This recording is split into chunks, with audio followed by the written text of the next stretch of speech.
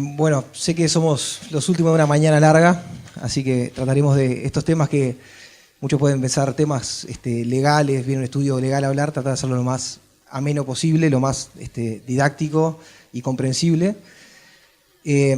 Nosotros vamos a abarcar una muy amplia gama de asuntos que le va a servir desde el que está recién empezando su proyecto y está en la etapa de idea y todavía ni siquiera sabe ni cómo lo va a formalizar, en qué vehículo lo va a hacer, en qué razón social va a utilizar, qué tipo jurídico. Bueno, queremos un poco contarles lo más habitual, las características principales de cada uno de los vehículos que se utilizan, con algunas características, por qué se opta generalmente por uno y por otro en etapas iniciales y después se va mudando, un poco tendiendo a que una vez que empiezan con un proyecto ya sepan de que hay que formalizarse, de que hay que empezar bien. ¿Por qué es importante empezar bien? Inicialmente tal vez muchos están atrás de su idea y viendo cómo hacer que ese plan de negocios que armaron funcione y se dejan por el camino algunas variables que están buenas que se las digan para empezar a tenerlas en cuenta. O ustedes o después en algún momento decir, bueno, necesito hablar con el abogado, con el contador, porque en esto no estoy haciendo nada y no sé si tendría que hacerlo. Bueno, la idea es que sepan por qué es importante hacer todo eso. Y después, tal vez en una etapa más avanzada, y algunos entiendo que ya están en esa etapa, con un negocio funcionando y andando, están buscando financiamiento. Sé que han hablado mucho de financiamiento de instituciones financieras, sea de bancos o de otro tipo de financiamiento que hay. Pero también vamos a hablar de lo que son financiamiento por privados, lo que sea un inversor de capital semilla, generalmente que son los que apoyan esta etapa, y después para en el futuro poder acceder a alguna ronda de inversión o lo que sea. Entonces ya empezar a familiarizarse con ese vocabulario y con de qué se trata cuando se empiezan a hablar de todas estas cosas. Es un poco el propósito de la presentación. Ana y Javier son abogados, yo soy contador. La idea es bueno, que vayan presentando en partes y luego hacer una ronda de preguntas, que tal vez va a ser lo más enriquecedor de esto, así que vamos a tratar de dejar un tiempo para eso. Así que ahora, Ana. Bueno, muy bien, muchas gracias, Carlos, un gusto a todas. Bueno, yo voy a hablar un poco, me voy a parar porque como me decía Laura, la silla está un poco complicada, es un poco traicionera. Bueno, hablaba con algunas ahora antes de entrar y me comentaban que de repente tienen una empresa unipersonal, no sé si todas están muy al tanto de lo que se trata de tener una sociedad anónima, una sociedad de responsabilidad limitada.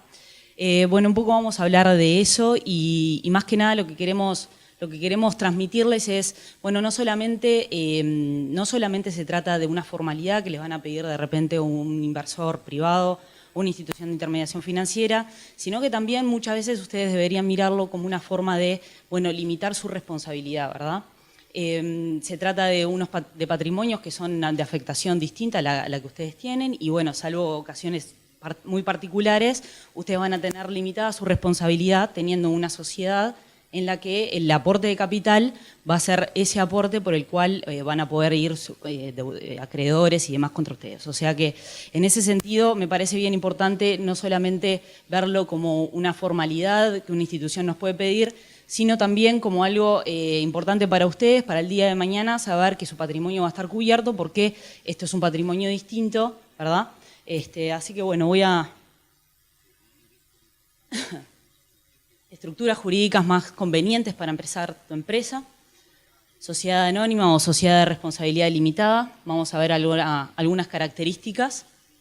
Las sociedades de responsabilidad limitada siempre tienen que tener como mínimo 2 socios, pueden tener hasta 50 socios.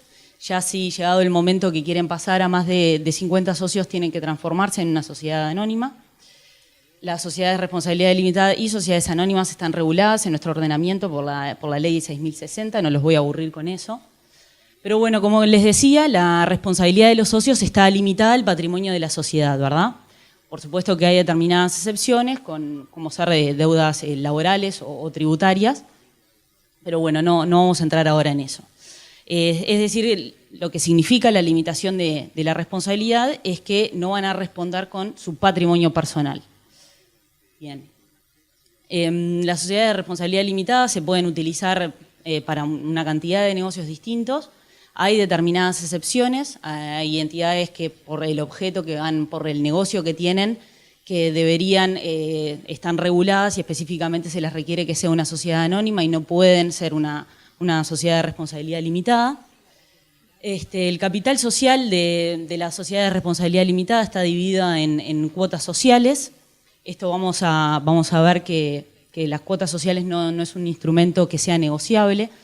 Esto lo que quiere decir es que si ustedes después quieren salirse de la sociedad o quieren que su socio se salga de la sociedad, va a haber una transferencia muy específica, que se trata de una cesión de cuotas de las participaciones sociales. Esto es bien distinto con lo que es el régimen de las sociedades anónimas, en el que las acciones se pueden transferir por la simple entrega, en el caso de las acciones al portador. Y bueno, en la sociedad de responsabilidad limitada no hay un mínimo ni un máximo de capital que se pueda tener, y tenemos administradores y un directorio, un administrador de la sociedad que se designa generalmente en el propio contrato social, y que bueno, que va a ser el administrador de la sociedad, esto sin perjuicio, por supuesto, de después poder otorgar mandatos o poderes y tener otras personas que también puedan actuar por la sociedad. Los administradores o el directorio van a ser responsables por su actuación, pero no por las deudas de la sociedad en general. Bueno, la sociedad anónima, al momento de su constitución, requiere sí que sean dos las personas, los socios fundadores, pero luego puede quedar con un solo accionista, o sea que se constituiría la sociedad con 2 socios fundadores y en un momento posterior se pueden transferir todas esas acciones a una sola persona, o sea, un solo accionista que es el titular, el propietario del 100% de las acciones de esa sociedad. Los socios se llaman accionistas. De vuelta, en las sociedades anónimas la responsabilidad de los accionistas está limitada al aporte de capital que hicieron en la sociedad los socios, y no responden tampoco con su patrimonio personal. Hay distintas formas de sociedades, están las sociedades anónimas abiertas y las sociedades anónimas cerradas.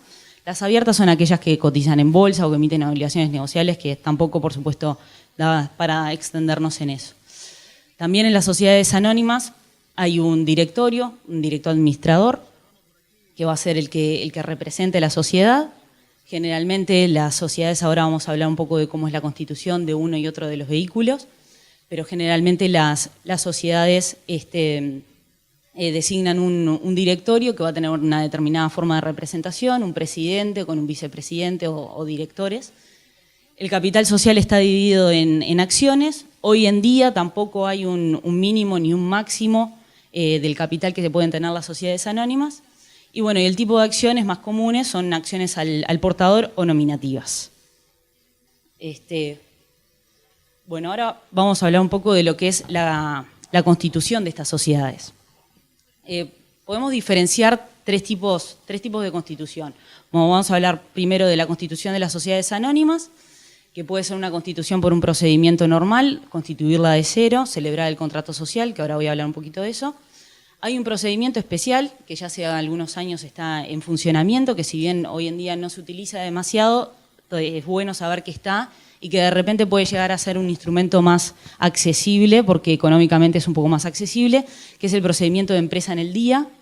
No sé si de repente lo habrán escuchado nombrar.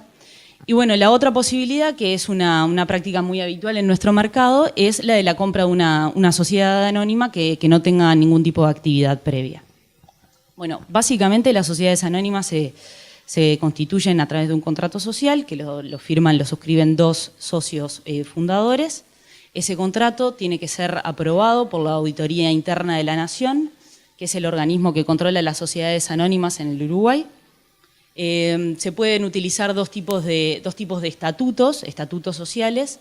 Puede ser un estatuto modelo que lo proporciona la propia Auditoría de la Nación, que es un estatuto que está colgado en la página de la auditoría, y que en caso de elegir ese estatuto, muchas veces la auditoría es un trámite bastante sencillo el de aprobación, porque no va a tener observaciones, porque por supuesto es un estatuto que la auditoría conoce.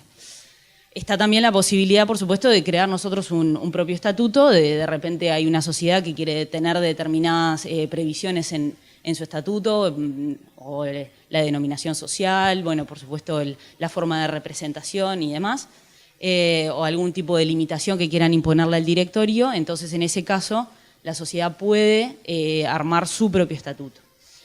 Una vez que la Auditoría Interna de la Nación aprueba el estatuto, ese estatuto se tiene que inscribir en el Registro Nacional de Comercio y para finalizar el procedimiento de la reforma se publica en el Diario Oficial y en otro diario de circulación nacional, cualquiera de ellos. La sociedad puede empezar a actuar a partir de que firma el contrato, o sea, y ya se considera que se trata de una sociedad en formación. Es recién a partir del momento que se publica en los diarios, que es el momento en que termina la constitución de la sociedad, a partir de ese momento es que los socios dejan de ser solidariamente responsables. Hasta ese momento lo siguen siendo, ¿verdad? A partir del momento de la constitución ya pasa a ser la sociedad un patrimonio distinto. Luego también, por supuesto, en cualquiera de estos mecanismos está la designación de un directorio. La designación del directorio obligatoriamente también se tiene que inscribir en el Registro Nacional de Comercio. Todo esto tiene, por supuesto, unos costos porque significa un documento que tiene que ser certificado por escribano público, ingresado en el registro. Pero es un elemento fundamental porque los actos de los directores son oponibles a terceros a partir del momento en que está inscrito ese directorio. Después el procedimiento de la empresa en el día, que es, la Constitución también, se pueden constituir sociedades anónimas o sociedades de responsabilidades limitadas a través de este procedimiento. Es bastante sencillo, se empieza en el portal de la empresa en el día, y ahí se hacen una cantidad de formularios, se elige el nombre de la sociedad, se elige el tipo de la sociedad, hay una lista de nombres que el propio portal nos brinda para nosotros elegir. Se tiene que hacer una integración de capital, que ahora vamos a hablar un poquito de eso, y después va a tener una segunda etapa, que es una etapa presencial en las oficinas de empresa en el día, que ahí terminan a la semana más o menos que dura este procedimiento, con toda la documentación ya pronta, digamos, con número de RUT, número de inscritos en DGI, inscritos en BPS. El procedimiento, el tema de la integración del capital, hay una norma específica que permite a las sociedades abrir una cuenta en un banco sin que la sociedad tenga todavía RUT, lo cual acelera bastante el proceso porque en el procedimiento de constitución esta es la parte un poco más complicada. Y esto anda bastante rápido, si bien dice en la página que es en 72 horas más o menos, lleva unos 7, 8 o 9 días de repente, pero es un procedimiento bastante rápido. Y el último procedimiento es la compra directa a una sociedad que ya esté constituida, que esto es, como les decía, una práctica muy, muy habitual en nuestro mercado. Y por otro lado está la constitución de una sociedad de responsabilidad limitada, que el estatuto varía sustancialmente con lo que es un estatuto de una sociedad anónima. Y la gran diferencia en la sociedad de responsabilidad limitada es que no requiere la aprobación de la Auditoría Interna de la Nación para constituirse, ¿verdad? O sea, se celebra el contrato social y ese contrato social se inscribe directamente en el Registro Nacional de Comercio, luego se hacen las publicaciones y la sociedad queda constituida. Una desventaja porque ustedes me podrán decir, las sociedades anónimas entonces no son tan ventajosas como es más rápido constituir una sociedad de responsabilidad limitada. Sí, probablemente, pero luego, frente a cada modificación, por ejemplo, cada transferencia de cuotas sociales que ustedes quieran hacer, van a tener que sí o sí modificar ese estatuto y eso va a implicar un costo, por supuesto, porque se tiene que hacer la reforma del estatuto ante escribano público, inscribirla en el Registro Nacional de Comercio y publicarla. Con lo cual eso lleva todo un tiempo y costos. Como les decía, entonces las sociedades de responsabilidad limitada tienen este procedimiento de transferencia de sus cuotas sociales, a diferencia de lo que son las sociedades anónimas, que las sociedades anónimas pueden tener acciones al portador o nominativas. La transferencia de las acciones, cuando son acciones al portador, es con la simple entrega de las acciones. Generalmente, por supuesto, se firma un contrato de compraventa. Y en el caso de las acciones nominativas, la transferencia se hace con el endoso de los títulos y con una anotación en un libro específico que tiene la sociedad que se llama Libro de Títulos de Registro Nominativos. Y ahí la transferencia ya queda pronta. Esto, claro, sin hablar de lo que son los temas impositivos, ¿no? Que la transferencia de acciones también tiene una implicancia impositiva.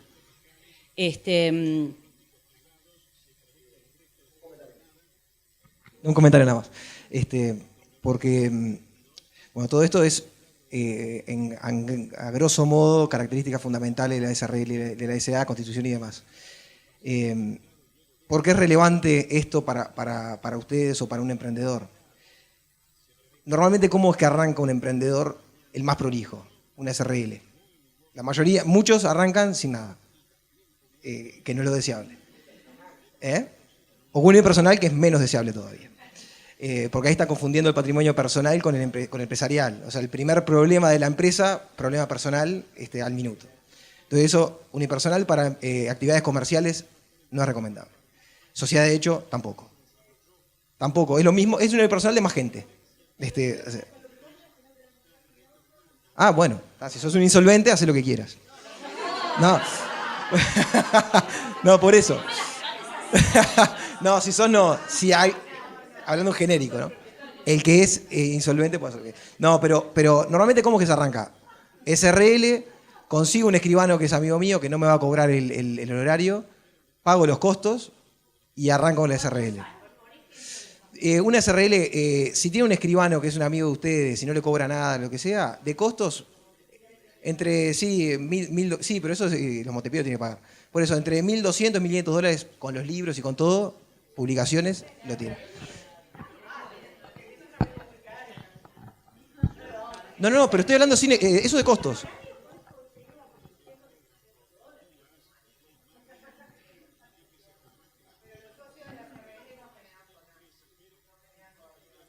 No genera. No, pero Georgina, Georgina, no, en serio, dependiendo del texto de la publicación que se hace, que es lo más caro. Lo más caro es la publicación. Dependiendo del texto de la publicación, que es recomendable al menos publicar lo que identifica y demás, los proventos de las tasas del registro y demás, por eso mismo. Bueno, pero... Sí, no.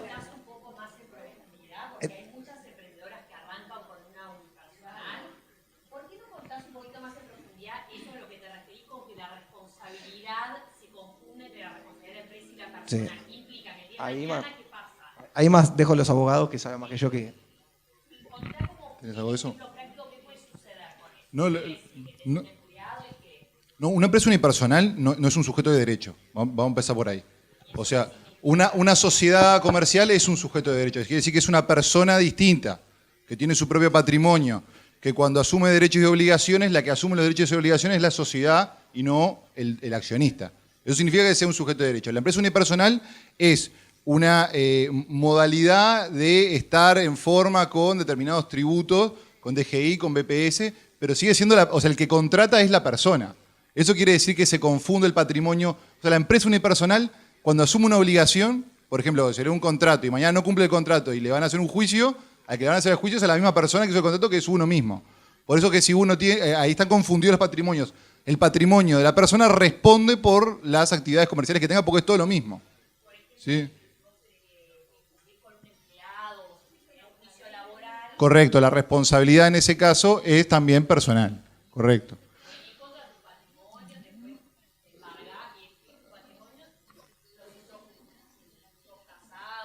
Exacto. Contra el patrimonio conyugal en la medida que tengas una sociedad conyugal. Exacto. Lo que no, una cosa que igual quiero aclarar, porque estamos hablando de, como le decía Ana, los directores de una sociedad son responsables también. Ojo, o sea, esto no quiere decir que uno tenga una sociedad y entonces uno puede hacer cualquier cosa y nunca es responsable, porque los directores de la sociedad, y normalmente en los emprendimientos uno es el director de la sociedad, son solidariamente responsables cuando actúan con culpa grave y cuando tiene que ver con determinadas cosas como los incumplimientos con la seguridad social o con DGI, hay una responsabilidad solidaria establecida por ley de los administradores. Entonces, está separado los patrimonios, pero tampoco que uno es intocable. O sea, eso creo que está bueno marcarlo. Yo no sé si ahora nos cruzamos un poco, pero si no arranco con... Para terminar el concepto, el más prolijo generalmente arranca con una SRL. Por todo esto no es recomendable la unipersonal. Con alguien que no le cobra horario, solo gastos, va y empieza. Y ahí dice, bueno, tengo mi SRL, tranquilo, me formalicé, me focalizo en mi idea, y siguen quedando por el camino cosas. O sea, siguen quedando por el camino cosas. El día de mañana siguen avanzando, les va bárbaro, necesita financiamiento. Bueno, una SRL obviamente puede tomar un préstamo, ningún problema, pero normalmente si van a recibir financiamiento de particulares, normalmente el vehículo más cómodo es la sociedad anónima. Entonces ahí es que se muda a todo el régimen de sociedades anónimas que estábamos comentando, que tarde o temprano, y más temprano que tarde para los emprendedores que crecen muy rápido, van a tener que mudarse rápidamente a sociedad anónima con todo lo que implica. Para eso, y ahí decíamos, sepan que cada sociedad no es que de por vida va a quedar en esa figura jurídica. Una sociedad de responsabilidad limitada se puede transformar en una SA sin necesidad de dejarla tirada y arrancar con otra, que es lo que normalmente pasa en los emprendimientos que van de alguna manera como de manual, que empiezan con la SRL, luego reciben un financiamiento de capital semilla, luego ahí recién viene un inversor de capital de riesgo, se transforman a SA para poder hacer más flexible todo eso de recibir el aporte, dar acciones y demás, que todo eso que hablaba Ana, que es mucho más flexible con la SA que con la SRL, pero ya estamos hablando de una etapa en la cual el negocio ya está aprobado y hay gente interesada en invertir en él. Entonces, por eso es importante conocer de la SRL, conocer de la SA lo general, para saber cómo arrancar y a dónde se va a ir a mediano plazo si es que tienen éxito con el emprendimiento. Y si tienen éxito con el emprendimiento y demás, ahí es donde, de alguna manera, Javier les va a comentar rápidamente las alternativas más fáciles que hay para obtener financiamiento y qué es lo que el que va a pedir el financiamiento va a exigir mínimamente, que mínimamente al menos estar formalizado, y qué es lo que va a mirar y por qué es importante que estén bien formalizados al momento de que viene un nuevo inversor. No, una cosa más respecto a la de la unipersonal, porque aparte por lo que vi de las reacciones del público, es algo que les quiero contar una cosa más, pero les quiero contar una experiencia que me pasó a mí.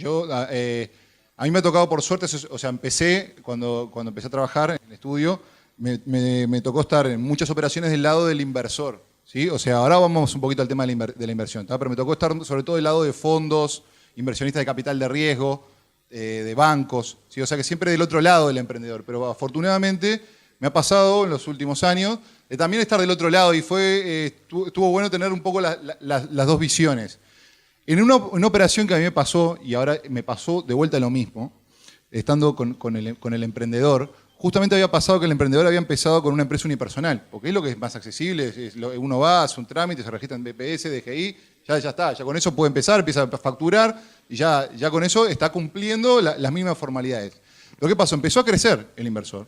Entonces, en un determinado momento, el emprendedor, y lo que hizo en un determinado momento fue venderle las cosas que tenía. Este era el caso, era un caso más relacionado con la tecnología, era una empresa que tenía páginas web, ¿tá? Y lo que hacía era muchas páginas web, más de 350 páginas web, y lo que hacía era, vendía publicidad.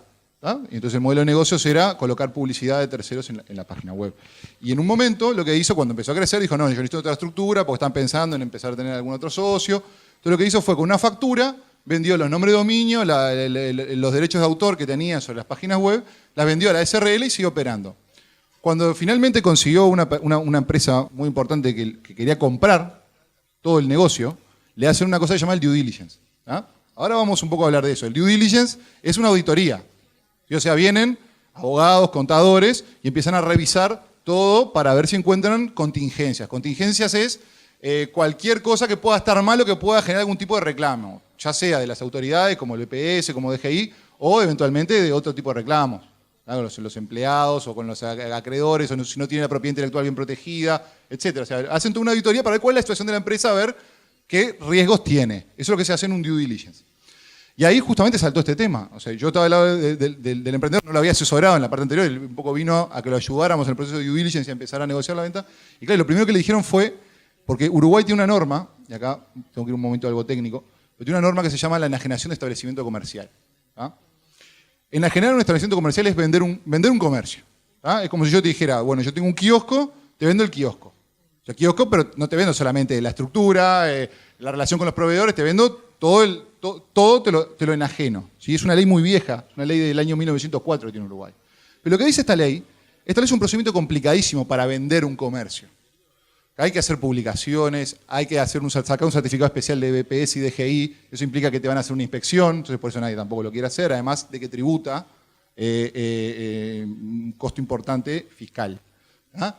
Pero ¿cuál es la consecuencia que te dice la ley? Que si tú haces una venta de un comercio y no haces este procedimiento, entonces el enajenante, o sea, el que vendió el comercio y el adquirente son solidariamente responsables por todas las deudas pasadas y futuras que tengan.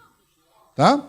Entonces, ¿qué pasa? Acá cuando él, digamos, sin darse cuenta, hizo una factura para la SRL que luego empezó a explotar, le dijeron los auditores que vinieron, le dijeron, no, pero ahí hay una enajenación de establecimiento comercial, y sí la había, porque, o sea, tenemos una empresa unipersonal que venía explotando páginas web, de repente vendió todos los nombres de dominio, los derechos de autor y empezó a explotar lo mismo una SRL. O sea, era imposible sostener que ahí no la había, y con hechos de procedimiento le terminaron reteniendo del precio una suma importante justamente por este tema. O sea, porque eventualmente podía pasar de que vinieran acreedores o la BPS o DGI a decir, tú no me pagaste los tributos de este tema, y la SRL es responsable por toda la deuda unipersonal. Entonces, para que vean ustedes cómo arrancando con la unipersonal, después cómo hacemos para pasar el activo de esa unipersonal una vez que le fue a la SRL.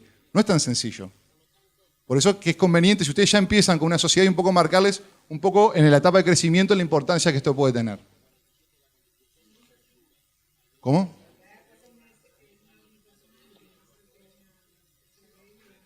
Ahí yo creo que lo que tendríamos que hacer, es un tema también de verlo caso a caso. O sea, hay que un poco ver de qué tipo de industria estamos hablando, si podemos hacer bajo un régimen de aporte, hacerlo de esa manera, decir que estamos aportando determinados bienes, disolver la SRL. Habría que un poco estudiarlo, no te puedo dar una solución general sin ir al caso concreto.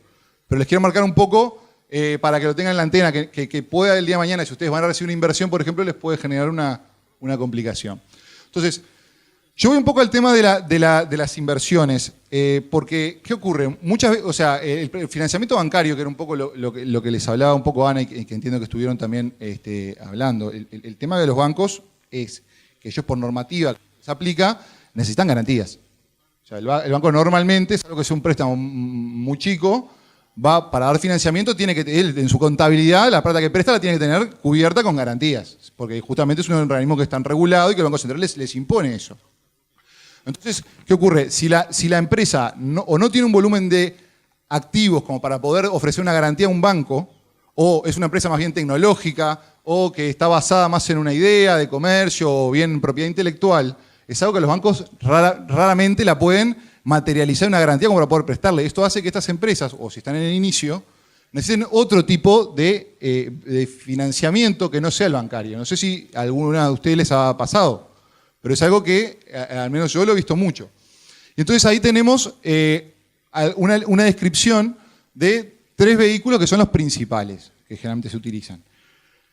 En realidad ahí hay uno que son la capitalización, la adquisición de acciones y el préstamo. La adquisición de acciones obviamente no es en realidad un vehículo de inversión. La adquisición de acciones lo que es que el inversor te compra una parte o todas las acciones de la compañía. Pero esa plata que compra el inversor, la segunda, no va a la sociedad. O sea, no es una inversión en la sociedad. Lo que tú estás haciendo es venderle acciones y a cambio recibir plata. ¿Pero quién? El que las vende, el accionista o el socio de la SRL. Pero eso a veces el inversor lo que quiere es no comprar todo, quiere comprar una parte menor, pero no hacer el proceso de inversión de capitalización. El otro mecanismo es la capitalización, que es cuando el inversor pone plata en la compañía y de cambio se le da participación.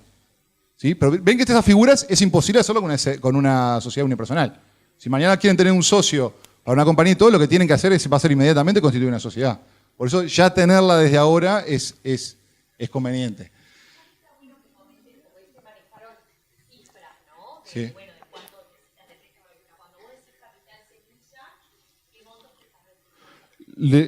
No hay montos que estén establecidos reglamentariamente. Desde 20.000 a 50.000 estamos hablando de capital semilla, yo entiendo.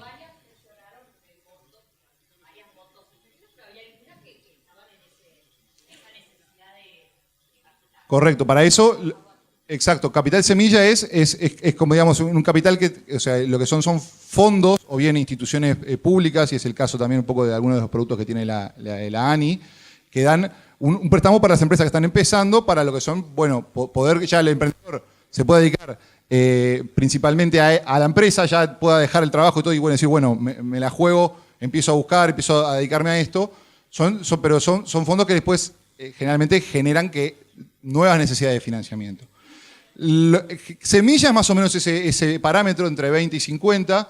Ya después es, o sea, lo que se llama capital de riesgo. O sea, capital de riesgo ¿qué es un capital de riesgo o venture capital? Lo que son inversionistas que lo que quieren es invertir en una compañía, poner plata en capital. Generalmente no quieren comprar la empresa, lo que quieren es aportar capital, pero normalmente quedarse como un socio minoritario. Normalmente no es alguien que quiera ser un socio mayoritario. A veces, muchas veces, los inversionistas lo que hacen además es, son personas que ya están de alguna forma en el mercado, tienen un excedente de dinero, tienen una buena red de contactos, entonces si el negocio está dentro de lo que son sus intereses y los contactos que ha generado pueden aportar esa red de contactos en el Uruguay, en el exterior, y algo de asesoramiento para lo que es el management.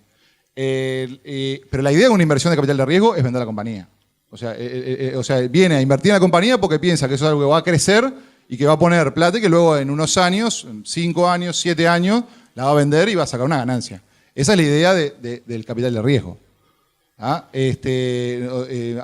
No es un socio común, es un socio que entra para engordar la empresa y venderla. ¿Sí? Y el préstamo, lo que es, acá hay una modalidad de préstamo que la estoy viendo cada vez más, que es el préstamo convertible en acciones. Esto es algo que lo estoy viendo mucho y es una herramienta que funciona mucho para los emprendedores. Esta modalidad lo que hace es, consiguen a alguien que les presta dinero, que no va a entrar como socio, pero tiene la opción de convertir ese préstamo. O sea, generalmente se pacta un plazo de gracia. ¿Sí? O sea, te presto $50.000 y tú me lo tenés que devolver en cuotas a partir de la primera dentro de 2 años. O sea, que hay un plazo largo donde no se exige. Generalmente es un préstamo que lo prestan amigos o conocidos. Pero si tú recibís una ronda de capital, o sea, si viene algunos de los inversores que te quieren comprar la empresa o que quieren entrar, yo tengo la opción de convertir esa deuda en capital de la compañía. Lo que se llama capitalizarla. O sea, lo que es deuda de la compañía lo absorbe la compañía y a cambio de esa deuda emite acciones o cuotas sociales o lo que sea. Eso es algo que está usando muchísimo. He visto varios de estos últimamente. Aquí está lo de lo que le decía de la enajenación, establecimiento comercial. Estas son otras modalidades ya más residuales. Pasamos, ¿no? Creo que acá, les voy a hacer un pantallazo nomás. Cuando están hablando de una inversión, esto es un poco la lista de documentos que generalmente se manejan. A veces empezamos con un term sheet, lo que se llama un term sheet, o es una hoja de ruta, un MOU, que es un documento que es inicial, que no quiere ser vinculante, que lo que hace es un poco fijar las pautas de lo que se ha acordado. Luego viene, para mencionarles, el checklist de la auditación. Normalmente cuando es un inversor que es por cierta capital, va a querer hacer una auditoría, que es lo que les decía el tema del due diligence. Y marcarles esto. Yo pienso que la clave de un negocio exitoso es realizar una adecuada preparación para la venta. O sea, si ustedes están haciendo una empresa y quieren hacerla crecer y eventualmente venderla, lo fundamental es que traten de arrancar prolijo y que traten de tener este tipo de riesgos cubiertos. Porque si no, cuando ustedes quieran recibir un inversor o cuando quieran vender la compañía, si hubo desprolijidades en el medio, van a saltar en ese proceso de auditoría y eso va a determinar o bien que la compra no se hace porque el inversor no está dispuesto a asumir esos riesgos, o bien que lo que va a querer hacer va a ser cubrirse. Entonces, una parte de lo que iba a pagar de precio va a quedar depositado a la espera de si viene algún reclamo. Es lo que se llama una retención del precio. O sea, para que ustedes vean la materialidad que tienen no tener las cosas bien ordenadas. O sea, puede determinar que el día de mañana una parte del precio vaya afuera de la operación esperando que se viene algún reclamo. Voy a pasar todo esto. Otra cosa, para aquellas empresas que ya tienen ya están más avanzadas y que eventualmente están pensando en recibir una inversión o en vender la empresa, es recomendable que si van a hacer un due diligence, alguien les va a hacer un due diligence, traten de tercerizar ese proceso. O sea, no se lo pongan ustedes. Yo le digo porque he visto de las dos modalidades. He visto la modalidad de que es el propio emprendedor el que hace frente a lo que es el due diligence, pero es totalmente desgastante porque la persona tiene que estar, o sea, sigue teniendo su empresa, sigue estando en el día a día. Además, muchas veces no le quiere decir a sus empleados que se está haciendo una auditoría porque a veces puede generar ciertas ansiedades. Y bueno, ¿qué va a pasar si se va a vender la empresa o va a entrar un socio? ¿Qué va a pasar conmigo? Entonces no dicen nada, entonces están, por un lado, atendiendo un montón de gente que les hace preguntas, que les pide documentaciones, que tienen que buscar las cosas, y por otro lado están atendiendo el día a día o tienen que viajar. Entonces, en la medida de lo posible, traten de tercerizar ese proceso en un estudio, ¿sí? Contadores o abogados o lo que sea de confianza de ustedes, para que haga frente a esa auditoría y ustedes, bueno, van dando información, pero no son ustedes los que están en primera línea. Les digo que es algo muy recomendable y saludable para que lo hagan. ¿Tá? Yo la dejo por acá, si tienen alguna duda más, entramos en alguno de estos datos que hay en la presentación, pero creo que un poco esto es la información más preliminar y lo que quieran. Estamos... Natalia, ya te pusiste nerviosa, tenés desarreglo. No, la pregunta es... Hola. La pregunta es la siguiente. Yo entiendo que desde el punto de vista de ustedes, cualquiera abre una empresa con una SRL, una sociedad anónima. La realidad es que cuando uno entra a abrir una empresa, esos $1.000, hay muchas otras cosas en las que lo puede gastar. Y seguro que no es la prioridad. La prioridad es empezar a trabajar. Gracias. No, yo, obvio. Le pedimos gracias, a Laura, la era lo señora de primero los que iba a decir. 60.000 que nos preste a todas. No, para nada. Al contrario, a mí me pareció muy buena la explicación. Entendí todo lo que dijeron y me parece que como forma de integrar lo que acabamos de aprender, por ejemplo, con lo que yo te estoy diciendo que es una realidad y que no se puede cambiar. A mí me hubiera encantado abrir con una sociedad anónima. Yo conozco lo que tú estás diciendo, pero fue imposible. Entre que tenés que crear la web, que tenés que empezar a generar ingresos, no te queda dinero para eso. Entonces, la pregunta es si pueden generar alguna forma o explicarnos de qué manera se puede pasar de la unipersonal a una SRL o a una SA de la forma menos dolorosa. Porque la realidad es que vamos a seguir emprendiendo con unipersonales. Esa es la realidad. ¿Cómo?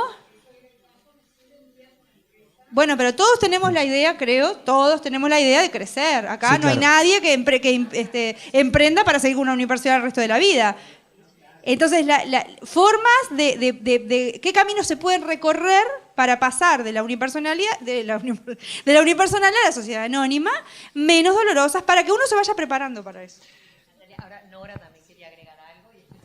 Yo quería agregar que el Banco República, para ingresar el proyecto de inversión, la primera exigencia que pone el punto número 1 es que compres una sociedad anónima, hagas una sociedad anónima, porque como unipersonal ni siquiera te recibe el proyecto. Quiere decir que es imprescindible, si querés obtener un préstamo como proyecto de inversión, tener... Sí, perfecto. En eso de cómo mudar, ahora vemos un poco como gozo, pero hay un poco, como le decía Javier, del caso a caso. No es lo mismo una unipersonal que solamente presta servicios a una que tiene un negocio montado con activos y demás. Es totalmente diferente. Pero yendo al principio, y viene el comentario de Laura, no somos nosotros los que estamos promocionando la SRL y la sociedad, sino que hasta donde nosotros conocemos, nosotros tenemos bastante contacto, bueno, como tiene Endeavor, con todo el ecosistema emprendedor y demás, dentro de lo que es la ANI, que sé que algo hablaron de financiamiento de la ANI, dentro de los fondos que otorga la ANI, una de las cosas es para formalizarte. O sea, en definitiva te terminás formalizando con plata que no pusiste tú, que la obtuviste por un financiamiento de un tercero que te da la plata para tu negocio, pero además para formalizarte. Entonces, es razonable que al principio, cuando dicen, tengo una idea, ¿qué tengo que hacer? Bueno, voy a comprar una sociedad anónima. No. Normalmente ven, en alguna incubadora, en alguna aceleradora, alguna cosa, ven que a ver si eso funciona, si va a andar, si no va a andar. En el medio pueden empezar a generar algo, generalmente, es razonable que generalmente se genera de una manera medio informal para ver si esto funciona. Y después hay que formalizarse. O sea, no debería pasar demasiado tiempo como para que a través de la ANI, a través de algún tipo de inversor, puedan tener los fondos para formalizar, que es hacer la SRL, básicamente. Y respecto de cómo pasarte si ya tenés un negocio, bueno, no hay receta mágica, hay que ver qué es lo que están haciendo, qué activos tienen, si tienen clientela, si no tienen clientela, porque básicamente acá hay una cosa que es importante, que yo, como contador y experto en impuestos, yo voy para la parte de impuestos. Hay una cosa que es muy relevante. La empresa vale mucho más que lo que valen sus activos normalmente. O sea, vos decís, no, yo tengo 3 computadoras y no sé qué. Bueno, pero esa empresa tiene un valor. Y eso es lo que hablaba Javier, que cuando vos pasás esos activos a otra empresa, hay que darle un valor a esa empresa. Que será su clientela, la experiencia del management, lo que sea. Pero hay que evaluarla y sobre eso hay que pagar impuestos. Entonces, cuanto antes se pueda lograr formalizarse en un vehículo, por eso también después hablaba de la SRL a la SA, se puede pasar con una transformación de la sociedad sin necesidad de dejar de lado una y pasar a la otra. Por lo cual se embarcan ya en un proceso que, bueno, que de la mano con el crecimiento del negocio va a ir de la mano con el crecimiento de la estructura, de costos, de la estructura de costos y de todo. O sea, incorporarlo más como un costo de estructura, más que contratar personal, publicidad, lo que sea. Bueno, hay que tener algo para lo que es la formalización. Y es importante eso. Eso es un poco lo que queremos dejar. Construyendo sobre lo que dice Carlos, voy a sumar. Mi nombre es Marta Cruz, yo soy de un fondo de inversión y aceleradora de negocios, pero de base tecnológica. No sé si aquí hay proyectos de base tecnológica.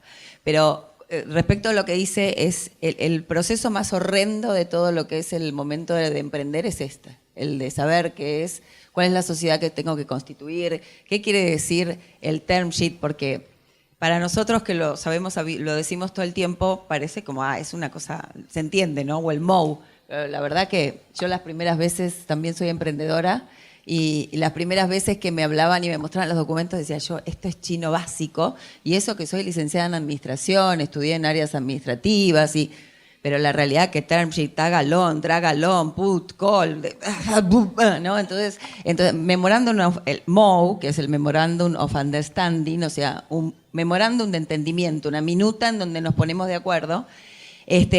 Yo sé que hay 800 millones de cosas para hacer, pero digo, aunque sea de a poquito empezar a familiarizarse con los términos, posiblemente inclusive antes de ir a los abogados y a los contadores. Y la constitución de la sociedad es algo que es casi como la vacuna que nos tenemos que dar en un momento dado, ¿no? Porque la realidad es que nosotros no, como inversores, cuando llegan los emprendedores en early stage, o sea, en las primeras etapas de desarrollo del proyecto, muchos no tienen sociedad. Pero la realidad es que no vamos a poder formalizar ninguna inversión hasta tanto no exista la sociedad. Porque ¿dónde vamos a poner el dinero que vamos a invertir? ¿En la cuenta personal de ustedes? No, porque nosotros estamos invirtiendo en una compañía que queremos que crezca y que se multiplique, que tenga usuarios, que sea conocida. Entonces, está todo bien empezar informalmente, prolijo, pero informal, ¿no? Esto de la prolijidad, a nosotros lo miramos mucho al momento de poner dinero, pero en el momento en que se define que vamos a hacer un term sheet que es el mapa de ruta, en qué nos estamos poniendo de acuerdo, qué me vas a dar por el dinero que te voy a dar o por el aprendizaje, el mentoreo, la capacitación, todo el proceso de aceleración, ahí hay que firmar, hay que hacer la parte de la sociedad. Lo que tiene de bueno en esa instancia es que puedo decidir cuál es el tipo de sociedad que me va a convenir armar. ¿Por qué? Porque si es una aceleradora totalmente local, posiblemente con una SRL está bien. Si es una aceleradora como la mía, regional, nosotros necesitamos que las cuentas estén en el exterior, o sea, que estén, no las cuentas, estén las sociedades constituidas en el exterior, posiblemente en Delaware o en Chile, si es que vamos a invertir desde el Fondo de Chile. Entonces, ese es el momento donde realmente no nos podemos escapar y nos tenemos que vacunar, ¿no? Y un detalle más, y que creo que de alguna manera ellos lo estaban transmitiendo muy bien desde el lado técnico, yo lo hablo desde el lado de emprendedor, inversores, piensen a lo grande, ¿no? O sea, no nos quedemos con el proyecto que me va a dar de comer en los próximos 3 años, 4 años, o que va a ser mi trabajo del futuro, sino que piensen a lo grande y desarrollen proyectos que realmente puedan ser interesantes para otras o para otros y que digan, yo invierto en este emprendedor, en este equipo emprendedor, ¿no? Aquellas que estén solas, búsquense los socios también, porque a los inversores no nos gusta invertir en una sola persona, porque llevar adelante un proyecto grande que se haga grande es imposible hacerlo solo. Esa es la parte. Buenísimo, Marta, mil gracias. Una pregunta más que había yo atrás desde hoy.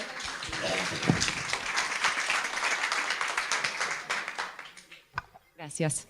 Mi nombre es Priscila Abejo y quería sumar un poco en la pregunta que hizo Natalia.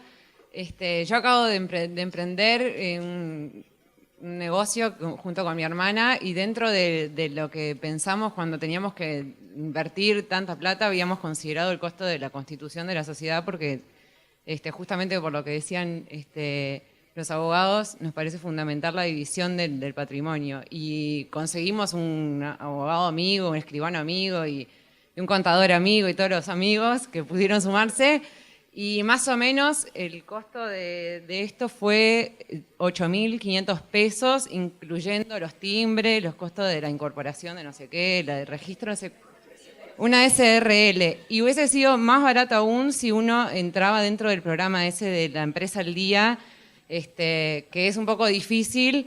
No, si no tenés formación de contador o de abogado, capaz que te da un poco de miedo de completar los formularios vos solo y eso, pero sí con un amigo lo podrías hacer fácilmente y en un poco más de 48 horas tenés la empresa.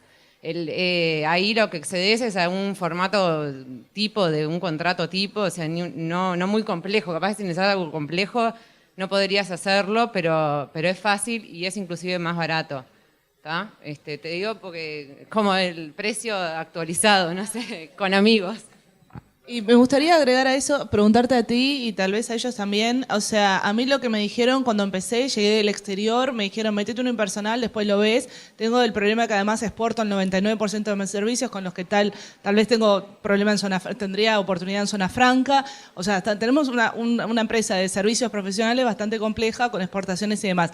Me dijeron, el tema de tener una SRL o una SA es también, no solamente estos $1.000 que precisás, o 8.500 pesos o lo que sea, sino también el costo mensual, porque es otro nivel de contabilidad, o sea, también quisiera saber cuál es eso, porque los $1.000 los pongo, pero después todos los meses, ¿cuánto hay que poner para...? Independientemente de los impuestos, que eso irá dependiendo de la actividad, ¿no? Por la sociedad anónima, y aparte hablando fuera de zona franca, hablando de una sociedad anónima común y corriente, hay un costo que tenés de base anual que está en 11.000 pesos más o menos, que es un impuesto que pagan todas las sociedades anónimas, excepto algunas muy particulares, lo pagan todos. O sea, eso anualmente tenés de anticipos de a 1.000 pesos por mes, eso está. Después, de impuesto de la SA dependerá de lo que sea. Costo fijo por el personal, si vos no tenés ningún empleado, 0. O sea, que esa diferencia de SRL, que normalmente tiene que haber alguno de los dos socios que tiene que aportar. Y después, bueno, eso estamos hablando a nivel de costo, de estructura, impositivo, cargas sociales, de lo que sea. Después, bueno, dependiendo del asesor que tengas, si tenés a alguien que te hace las cosas gratis, es gratis. O sea, ahí dependerá. Pero lo que sí es importante es, sea unipersonal, sea SRL, sea sociedad anónima, hay que llevar una contabilidad, hay que presentar declaraciones juradas, hay que hacer balances anuales, o sea, hay que tenerla formalizada. No quiere decir que la unipersonal evite hacer todas esas formalidades que en realidad con otra sociedad tenés que hacer, porque no es así. ¿Ah? Puede que con una unipersonal termines pagando impuestos enormes y lo que sea, no quiere decir que la unipersonal es para cosas chiquitas, pueden ser cosas grandes. Sería una locura, pero puede pasar.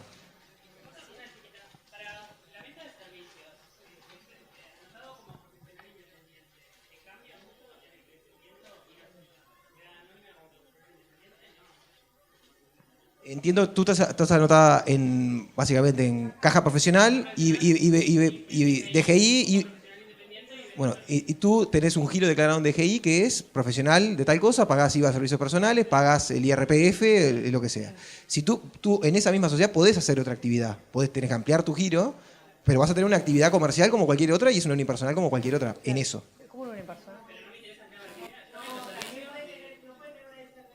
Sí, claro. Podés tener SRL o sea, lo que quieras, pero como profesional universitario, tú estás inscrita. Yo soy contador público, estoy inscrito como contador público. Bueno, doy servicio de contador público. Y en la medida que dé servicio de contador público, está todo bien. Ahora, si me pongo a dar otro tipo de servicios que exceden mi profesión... ¿no? Ah, sí. Sí. Como profesional independiente.